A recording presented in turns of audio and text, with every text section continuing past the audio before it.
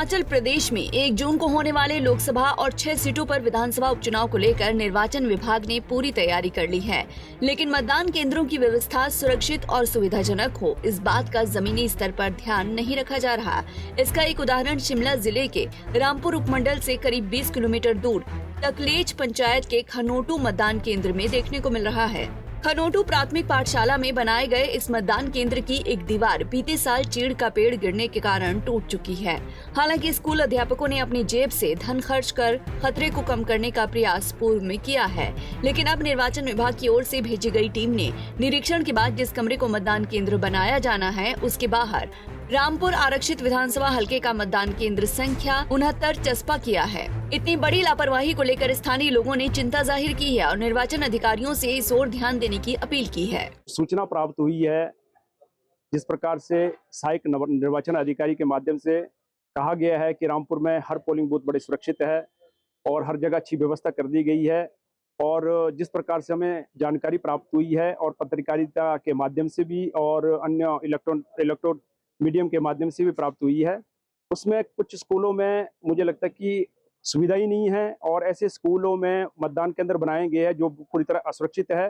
जैसी जानकारी मिली है खनोटू के स्कूल में जाके यदि वहाँ जाके मुझे लगता है कि स्वयं भी जाके निर्वाचन अधिकारी जी वहाँ विजिट करें तो वहाँ हालत ये है कि पूरी तरह से दीवार क्षतिग्रस्त है और उसके बावजूद वहाँ पोलिंग स्टेशन बनाया गया है।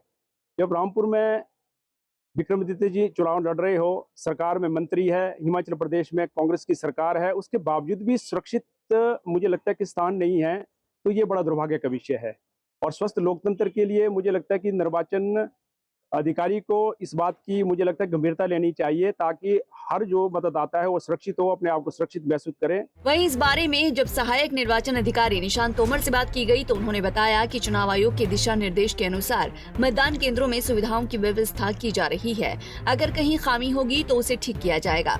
ऐसे मामलों को उनके ध्यान में लाया जाए, इस पर उचित कार्रवाई की जाएगी। ध्यान में लाया है तो मैं अगर कोई ऐसे पर्टिकुलर स्टेशन है अगर जहाँ पे कोई ऐसा है, इतना है क्योंकि हमारा एक बेंचमार्क रहता है चुनाव आयोग द्वारा भी जो एश्योर्ड जो मिनिमम फैसिलिटीज होती हैं, रैंप है, पानी का है, तो ऐसी उसमें सुविधाएं उसमें हमने पूर्णतः करवाई जा रही हैं। इनकेस आपके ध्यान में अगर या किसी के ध्यान में ऐसा आता है जो वहाँ पे तो डेफिनेटली उस पर उचित कार्रवाई की जाएगी टाइम बाउंड मैनर पे। तो अगर कहीं ऐसा है तो कोई भी अगर वो राजनीतिक दल है या कोई आम जो वोटर्स हैं, अगर कहीं ऐसी शिकायत पाई जाती है तो आप हमें संपर्क कर सकते हैं। उस पर जो आवश्यक आगामी कार्रवाई वो अमल में लाई जाएगी।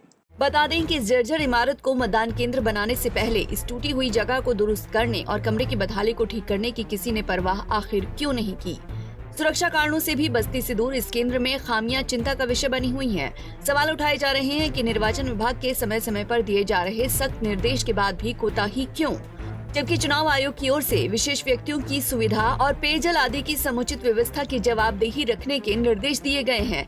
ऐसा भी नहीं है कि इस मतदान केंद्र पर किसी का ध्यान न गया हो। बाकायदा मतदान केंद्र संख्या 69 चिपकाने के साथ साथ संबंधित अधिकारी के संपर्क नंबर तक दर्शा दिए गए हैं और ये भी लिखा गया है कि मजबूत लोकतंत्र सबकी भागीदारी। पंजाब केसरी टीवी के लिए रामपुर से विशेषण नेगी की रिपोर्ट। हमसे जुड़े रहने के लिए हमारे YouTube चैनल को सब्सक्राइब करें और नई वीडियो की नोटिफिकेशन के लिए बेल आइकॉन को दबाएं। अगर आप ये वीडियो Facebook पर देख रहे हैं तो लाइक जरूर करें और ज्यादा से ज्यादा शेयर करें। इसी तरह के और भी अपडेट्स के लिए फॉलो करें हमारा Instagram पेज himachal.kesri।